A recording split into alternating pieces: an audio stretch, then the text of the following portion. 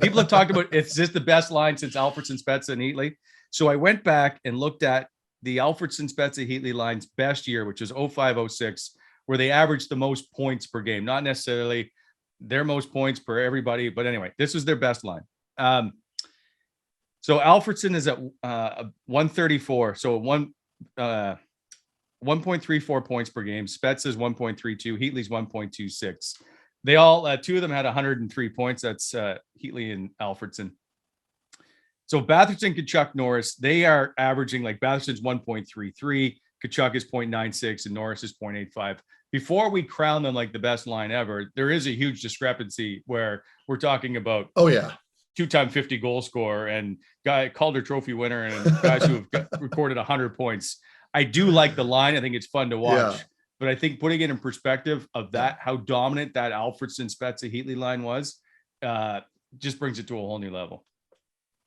Yeah, those numbers are stupid good. Yeah. Like I didn't realize, it's funny, like I've got them in front of me. You sent me that email. I didn't realize that they were running that high. So to me, I mean, that Alfie, Spez, Heatley line would have been a complete nightmare to play against. I can only imagine, especially, in the prime. And it just puts into perspective how great a team they had at that time, right? It's such a shame they couldn't figure it out. But yeah, no, you can't make a comparison yet.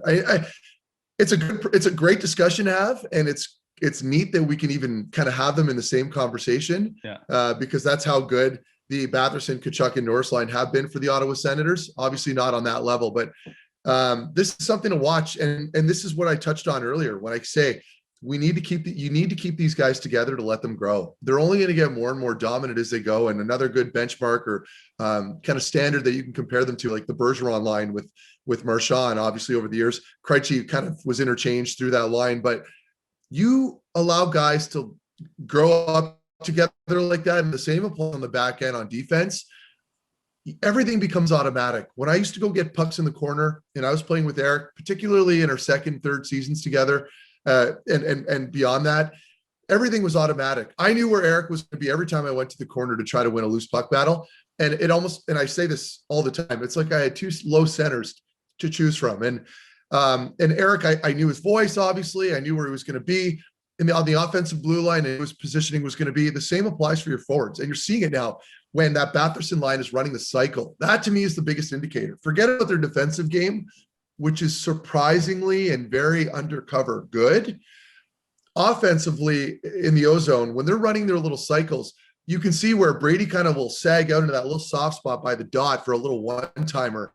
And Norris finds a spot a lot on the power play as well, but they just know where each other are at all times. And that's what makes them so everything's sped up, right? You're not having to think that extra like 1 or 2 split second of having to think and take a look. Now that's eliminated. You're cutting through all that and you're able to find them right away. So that's an issue. That's a huge bonus that this team has with them. And I know I'm pumping their tires like crazy this morning. I feel like that's all we ever do, but it's been deserved. Like they've been terrific.